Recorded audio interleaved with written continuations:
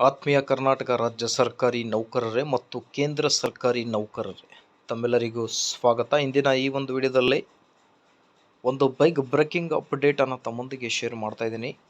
ಸರ್ಕಾರಿ ನೌಕರರ ತುಟ್ಟಿ ಭತ್ಯೆ ವರ್ಷದ ಎರಡನೆಯ ತುಟ್ಟಿ ಭತ್ಯೆ 3% ಏರಿಕೆಯಾಗುವ ಸಾಧ್ಯತೆ.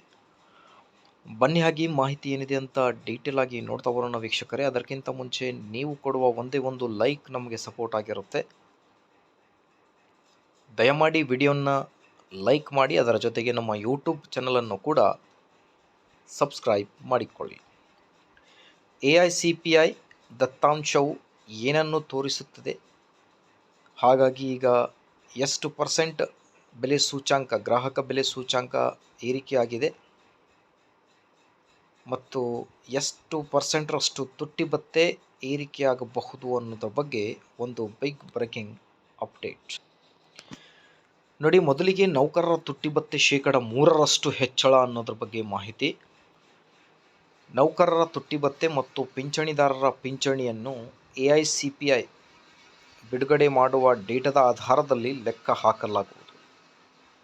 ಇದೀಗ ಹೊರಬಂದಿರುವ ಜುಲೈ ತಿಂಗಳ ಲೆಕ್ಕಾಚಾರವನ್ನು ಗಮನಿಸಿ ನೋಡಿದರೆ DA 3% ಹೆಚ್ಚಳವಾಗುವ ಸಾಧ್ಯತೆ ಇದೆ. ಹೀಗಾಗಿದ್ದಲ್ಲಿ ಒಟ್ಟು ತುಟ್ಟಿ ಭತ್ಯೆ 63% ಏರಿಕೆಯಾಗಲಿದೆ. ಆದರೆ ಸರ್ಕಾರ ಇನ್ನೂ ಅಧಿಕೃತವಾಗಿ ತುಟ್ಟಿ ಭತ್ಯೆ ಹೆಚ್ಚಳವನ್ನು ಘೋಷಿಸಿಲ್ಲ. ಇತ್ತೀಚಿನ ಅಂಕಿಅಂಶಗಳು ಮಾತ್ರ ತುಟ್ಟಿ ಭತ್ಯೆ ಹೆಚ್ಚಳದ ಸಾಧ್ಯತೆಯನ್ನು ಸಾರಿ ಹೇಳುತ್ತಿವೆ.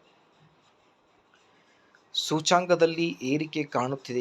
ಮೇ 2025ರಿಂದ ಜೂನ್ 2020ರವರೆಗೆ AICPI ಡೇಟಾ ಹೀಗಿದೆ ಅಂತ ಹೇಳ್ತಾ ಇದ್ದಾರೆ ನೋಡಿ. ಮೇ 2025ರಲ್ಲಿ 144.0 AICPI ಡೇಟಾ ಏನಿದೆ. ಈಗ ಮೇ 2025ರಿಂದ ಹಿಡಿದು ಜೂನ್ 2026 ನೋಡ್ತಿರ್ಬೋದು ನೀವು, 151.9. ಓಕೆ, ಸೊ AICPI ಡೇಟಾ ಈ ಥರ ಏರಿಕೆಯಾಗಿದೆ. 144ರಿಂದ 151.9, ಸರಾಸರಿ 152ರಷ್ಟು AICPI ಇಂಡೆಕ್ಸ್ ಏನಿದೆ ಡೇಟಾ ಏರಿಕೆಯಾಗಿದೆ. ಹಾಗಿದ್ದಲ್ಲಿ ತುಟ್ಟಿ ಭತ್ಯೆ 3% ಏರಿಕೆಯಾಗುವ ಸಾಧ್ಯತೆ ಇದೆ ಅನ್ನೋದ್ರ ಬಗ್ಗೆ ಲೆಕ್ಕಗಳು ಜೋರಾಗಿ ಕೂಡ ನಡೆದಿವೆ. ಹಾಗಾಗಿ ಕೇಂದ್ರ ಸರ್ಕಾರಿ ನೌಕರರಿಗೆ 3% ತುಟ್ಟಿ ಭತ್ಯೆ ಜಾರಿ ಆಗಿದ್ದೇ ಇದ್ದಲ್ಲಿ ನಮ್ಮ ರಾಜ್ಯ ಸರ್ಕಾರಿ ನೌಕರರಿಗೂ ಕೂಡ ಕೇಂದ್ರದ 1%ಗೆ 0.722% ಏರಿಕೆ ಮಾಡ್ತಾರೆ.